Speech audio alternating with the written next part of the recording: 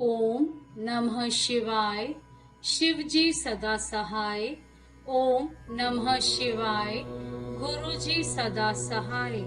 मैना को प्रत्यक्ष दर्शन देकर शिवा देवी का उन्हें अभीष्ट वरदान से संतुष्ट करना तथा मैना से मैना का जन्म। नारद जी ने पूछा, पिताजी, जब देवी दुर्गा अंतर्ध्यान हो गई और देवगण अपने अपने धाम को चले गए, उसके बाद क्या हुआ? ब्रह्मा जी ने कहा, मेरे पुत्रों में श्रेष्ठ विप्र वर नारद जब विष्णु आदि देव समुदाय हिमालय और मैना को देवी की आराधना का उपदेश दे चले गए, तब गिरिराज हिमाचल और मैना दोनों दंपति ने बड़ी भारी तपस्या आरंभ की। वे दिन रात शंभु और शिवा का चिंतन करते हुए भक्ति युक्त चित्त से नित्य उनकी सम्यक रीति से आराधना करने लगे। हिमवान की पत्नी मैना बड़ी प्रसन्नता से शिव सहित शिवा देवी की पूजा करने लगी। वे उन्हीं के संतोष के लिए सदा ब्राह्मणों को दान देती रहती थी। मन में संतान की कामना ले मैना चैत्र मास के आरंभ से लेकर 27 वर्षों तक प्रतिदिन तत्परता पूर्वक शिवा देवी की पूजा और आराधना में लगी रही। वे अष्टमी को उपवास करके नवमी को लड्डू, बलि सामग्री, पीठी, खीर और गंध पुष्प आदि देवी को भेंट करती थी। गंगा के किनारे औषधि प्रस्थ ने उमा की मिट्टी की मूर्ति बनाकर नाना प्रकार की वस्तुएं समर्पित करके उसकी पूजा करती थी। मैना देवी कभी निराहार रहती, कभी व्रत के नियमों का पालन करती, कभी जल पीकर रहती और कभी हवा पीकर ही रह जाती थी। विशुद्ध तेज से दमकती हुई दंपति दीप्तिमती मैना ने प्रेम पूर्वक शिवा में चित्त लगाए 27 वर्ष व्यतीत कर दिए। 27 वर्ष पूरे होने पर जगन्मयी शंकरामिनी जगदम्बा उमा अत्यंत प्रसन्न हुई। मैना की उत्तम भक्ति से संतुष्ट हुए परमेश्वरी देवी उन पर अनुग्रह करने के लिए उनके सामने प्रकट हुई। तेजो मंडल के बीच में विराजमान तथा दिव्य अवयवों से संयुक्त उमा देवी प्रत्यक्ष दर्शन दे मैना से हंसती हुई बोली। देवी ने कहा, गिरिराज हिमालय की रानी महासाध्वी मैना, मैं तुम्हारी तपस्या से बहुत प्रसन्न हूँ। तुम्हारे मन में जो अभिलाषा हो उसे कहो। मैना, तुमने तपस्या, व्रत और समाधि के द्वारा जिस जिस वस्तु के लिए प्रार्थना की है वे सब मैं तुम्हें दूंगी। तब मैना ने प्रत्यक्ष प्रकट हुई कालिका देवी को देखकर प्रणाम किया और इस प्रकार कहा। मैना बोली, देवी, इस समय मुझे आपके रूप का प्रत्यक्ष दर्शन हुआ है, अतः मैं आपकी स्तुति करना चाहती हूँ। कालिके, इसके लिए आप प्रसन्न हो। ब्रह्मा जी कहते हैं, नारद, मैना के ऐसा कहने पर सर्वमोहिनी कालिका देवी ने मन में अत्यंत प्रसन्न हो अपनी दोनों बाहों से खींच कर मैना को हृदय से लगा लिया। इससे उन्हें तत्काल महाज्ञान की प्राप्ति हो गई।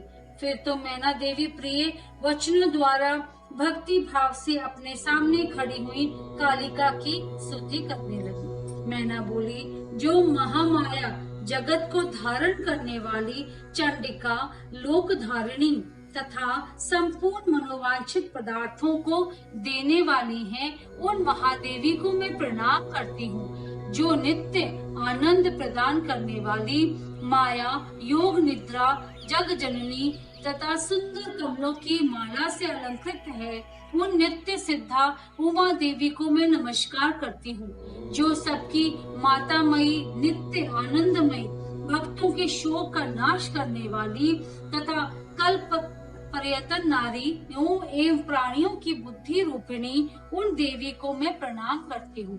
आप यतियों के अज्ञानमय बंधन के नाश की हेतुभूता ब्रह्म विद्या है। फिर मुझ जैसी नारियां आपके प्रभाव का क्या वर्णन कर सकती हैं? अथर्ववेद की जो हिंसा है वह आप ही हैं। देवी, आप मेरे अभीष्ट फल को सदा प्रदान कीजिए। भावहीन तथा अदृश्य नित्यानित्य तन्मांत्रों से आप ही पंचभूतों के समुदाय को संयुक्त करती हैं। आप ही उनकी शाश्वत शक्ति हैं। आपका स्वरूप नित्य है। आप समय समय पर योग युक्त एवं समर्थ नारी के रूप में प्रकट होती हैं। आप ही जगत की योनि और आधार शक्ति हैं। आप ही प्राकृत तत्वों से परे नित्य प्रकृति कही गई हैं, जिसके द्वारा ब्रह्म के स्वरूप को वश में किया जाता है। वे नित्य विद्या आप ही हैं। माता है, आज मुझ पर प्रसन्न होइए। आप ही अग्नि के भीतर व्यापक उग्र दाहिका शक्ति हैं। आप ही सूर्य किरणों में स्थित प्रकाशित का शक्ति हैं। चंद्रमा में जो आदिका शक्ति है वे भी आप ही हैं। ऐसी आप चंडी देवी का मैं स्तवन और वंदन करती हूँ। आप स्त्रियों को बहुत प्रिय हैं।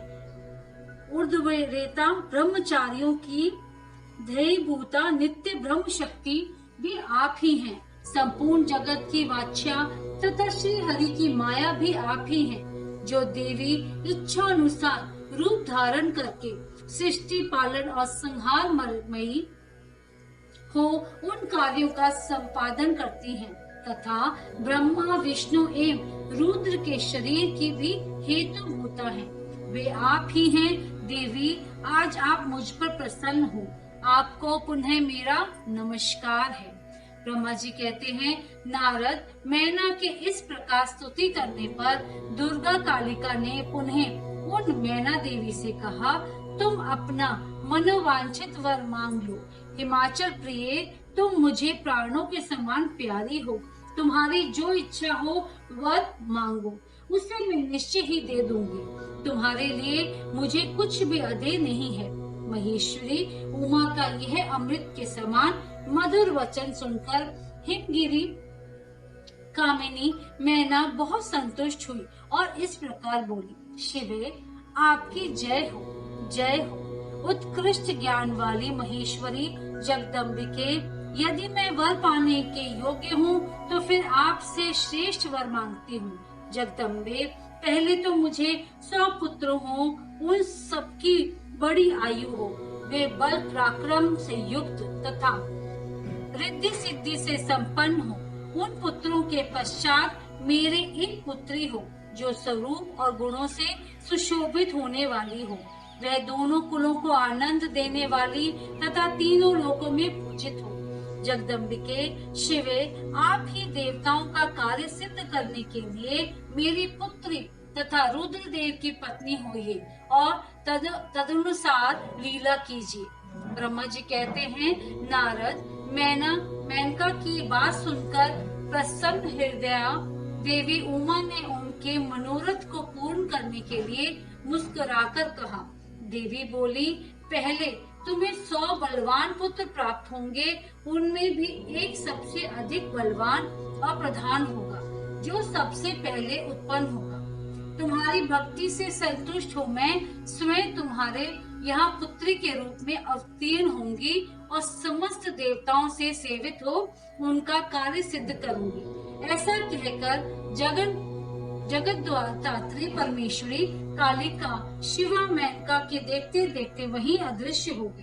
तात महेश्वरी से अभीष्ट वर पाकर मेनका का भी अपार हर्ष हुआ। उनका तपस्या जनित सारा कलेश नष्ट हो गया।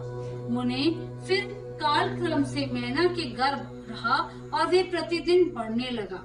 समय अनुसार उसने एक उत्तम पुत्र को उत्पन्न किया, जिसका नाम मैनाक था।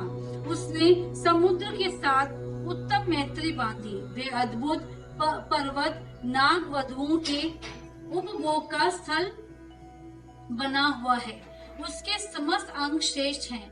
हिमालय के 100 पुत्रों में वह सबसे श्रेष्ठ और महाबल पराक्रम से संपन्न है।